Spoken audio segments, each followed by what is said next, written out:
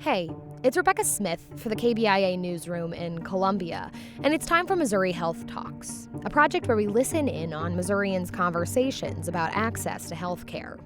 This week we hear from Matthew Huffman with the Missouri Coalition Against Domestic and Sexual Violence. He spoke about how 8 months into the ongoing coronavirus pandemic, the lives of Missourians experiencing domestic violence are being further complicated by things like housing insecurity, continued isolation, and gun violence. Here's Matthew. From January to June, the two most commonly requested services were emergency shelter and legal advocacy. And so in that same time frame, here in Missouri, despite many domestic violence shelters having to kind of rearrange how they provide shelters, Missouri DV shelters provided safe shelter to more than 5,800 survivors and their families. But consistently, we did see that there was a strong need for emergency shelter through the first half of the year. And that's what we're still hearing, too, is that many survivors are still struggling with feelings of isolation, and that can increase the level of severity of violence.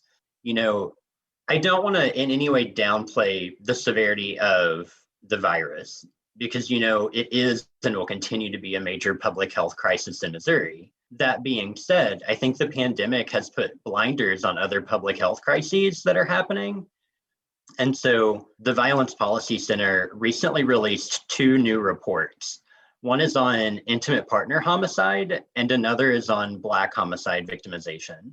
So in these two reports, Missouri is ranked second in the nation for the number of women killed by their male intimate partners. And Missouri is ranked first in the nation for the number of homicides against Black individuals. And the common denominator there are guns, most commonly handguns.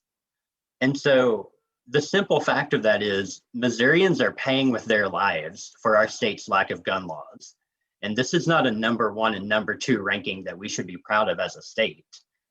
We shouldn't want to be the nation's leader in domestic violence homicides and Black homicides.